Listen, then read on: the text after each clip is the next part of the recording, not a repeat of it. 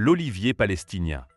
Il y a quelque chose de profondément révélateur dans l'histoire de l'olive palestinienne. Ce fruit millénaire, qui a nourri les civilisations méditerranéennes pendant des siècles, raconte aujourd'hui une histoire bien plus complexe, celle d'un peuple qui s'adapte, contourne, résiste, mais demeure pris dans les raies d'une domination qui se réinvente sans cesse. L'écho silencieux d'une lutte quotidienne. Pendant des décennies, l'huile d'olive palestinienne coulait vers les savonneries de Naplouse, alimentait les marchés du Golfe, nourrissait les familles de Gaza. Cette époque semble aujourd'hui si lointaine. Depuis les années 1990, le secteur s'est progressivement marginalisé. Fermeture des marchés régionaux suite aux guerres du Golfe, concurrence déloyale des huiles de graines importées d'Israël, disparition progressive de l'industrie du savon de Naplouse face aux contrefaçons. Les chiffres parlent d'eux-mêmes. 25% de la population de Cisjordanie souffre d'insécurité alimentaire, un taux qui grimpe à 80% dans la zone C sous contrôle israélien total. Pourtant, l'olivier n'a pas disparu. Il s'est métamorphosé selon un processus que les Palestiniens appellent le sumu, cette ténacité qui transforme la simple présence sur la terre en acte de résistance passive. De pilier économique, il est devenu symbole national. Chaque arbre arraché, 2,5 millions depuis 1967, renforce paradoxalement son statut d'emblème de la résistance palestinienne. Arracher les oliviers signifie s'en prendre à l'autre dans sa référence même, non seulement dans la représentation qu'il se fait de lui-même, mais encore dans ce qu'il institue et le fonde, note à juste titre l'historienne Nadine Picodou, spécialiste du monde arabe du Levant. C'est exactement ce qui s'est produit. L'olivier a remplacé l'oranger comme symbole national, témoignant de cette capacité palestinienne à transformer la destruction en résilience. Cette mise en patrimoine de l'arbre ne se limite pas à un acte de commémoration. Elle soude les Palestiniens autour d'un récit commun, elle défie l'occupation par la permanence de l'enracinement et interpelle la communauté internationale par sa force évocatrice. L'économie du possible. Dans ce territoire fragmenté par la ligne verte de 1967, où la zone C représente 60% de la Cisjordanie sous contrôle israélien total, les entraves logistiques et administratives sont devenues monnaie courante. Les Palestiniens ont alors développé ce que le sociologue Arnaud Garcet appelle un « bricolage », une série de réponses créatives aux absurdités bureaucratiques et au blocage économique. On voit alors apparaître des figures intermédiaires. Les courtiers multiples, Palestiniens citoyens d'Israël, Samaritains, touristes. Ensemble, ils orchestrent des transferts de marchandises dos à dos au checkpoint, ils exploitent les interstices juridiques, voire organisent des réseaux parallèles pour se procurer semences ou engrais. Ces passeurs de solidarité manient autant le langage du commerce que celui de l'engagement, une navigation délicate entre conviction et compromis. Mais cette débrouillardise a un prix, un coût logistique élevé, des délais incertains et une vulnérabilité permanente. Les entreprises palestiniennes paient 30% de plus que leurs homologues israéliennes pour exporter leurs produits.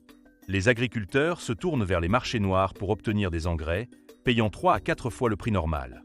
L'imprévisibilité des checkpoints volants, jusqu'à 495 par mois en 2011, perturbe les calendriers de récolte et décourage toute planification à long terme. Mais ils continuent, ils s'adaptent, ils survivent. Les limites de la solidarité internationale. Depuis les années 2000, l'afflux massif de fonds internationaux aurait pu changer la donne. Et dans une certaine mesure, il l'a fait, mais pas toujours dans le sens espéré. En cherchant à compenser la fermeture des marchés traditionnels, les bailleurs de fonds ont orienté la production vers les marchés occidentaux, États-Unis, Japon, Europe. Une stratégie prometteuse sur le papier, mais décalée sur le terrain. Comment imposer des standards internationaux stricts à des producteurs qui pratiquent une agriculture de subsistance ? Comment exiger une huile extra vierge de producteurs qui préfèrent leur huile traditionnelle, forte et acide ? Cette friction entre normes mondialisées et pratiques ancestrales illustre les impasses d'une approche trop technocratique, parfois aveugle aux réalités culturelles. Plus troublant encore, cette aide abondante et mal coordonnée a créé ses propres dérives et une véritable rente de l'aide. ONG, coopératives et individus se livrent une concurrence féroce pour capter cette manne internationale. Les courtiers en développement, ces acteurs sociolocaux qui servent d'intermédiaires entre institutions internationales et bénéficiaires, adaptent leurs priorités et leurs discours aux attentes des bailleurs. La politisation des ONG palestiniennes complique encore la donne. Beaucoup sont affiliés à des partis politiques, créant des réseaux d'intervention cloisonnés et parfois concurrents. Cette fragmentation politique peut conduire à l'arrêt brutal de financement lorsque les alignements changent. Les discours s'adaptent aux modes, développement durable, autonomisation des femmes, parfois au détriment de l'efficacité réelle. Le tourisme de l'olivier. Autour de l'olivier, une nouvelle industrie s'est formée, celle du tourisme engagé. Campagnes d'adoption, séjours de récolte, circuit alternatif, des milliers de visiteurs viennent chaque année vivre la Palestine à travers ces arbres. Mais cette économie solidaire, souvent sincère dans ses intentions, n'échappe pas aux ambiguïtés. Où finit l'engagement politique? Où commence le marketing? Quand une paroisse vend son huile comme un acte de foi, quand une ONG israélienne lance une huile de paix, ou quand des produits artisanaux deviennent des gadgets aux codes occidentaux, la frontière se brouille. Le cas de France Import Palestine illustre parfaitement ces tensions. Née d'un militantisme pro-palestinien sincère, cette initiative a dû se professionnaliser pour survivre sur le marché de la solidarité, naviguant entre exigences commerciales et positionnement politique.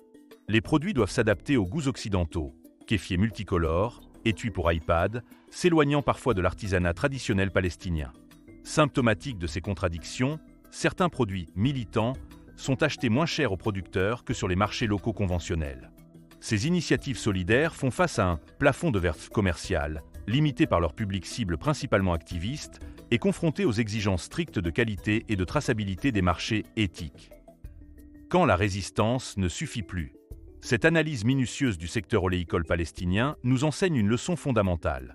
L'adaptation, aussi ingénieuse soit-elle, ne libère pas. Elle révèle, au contraire, l'ampleur du système d'oppression.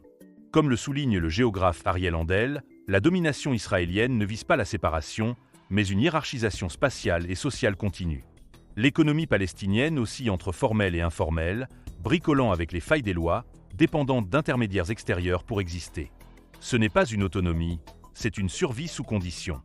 Et cette dépendance, parfois, se reproduit à l'intérieur même de la société palestinienne, accentuant les inégalités. Ces stratégies de contournement, aussi ingénieuses soient-elles, ne remettent pas en cause la domination israélienne. Elles en révèlent même la profondeur et l'amplitude. La politique israélienne vise moins une séparation complète qu'une hiérarchisation des populations selon leur usage de l'espace, comme l'observe le chercheur Ariel Handel. Résister autrement.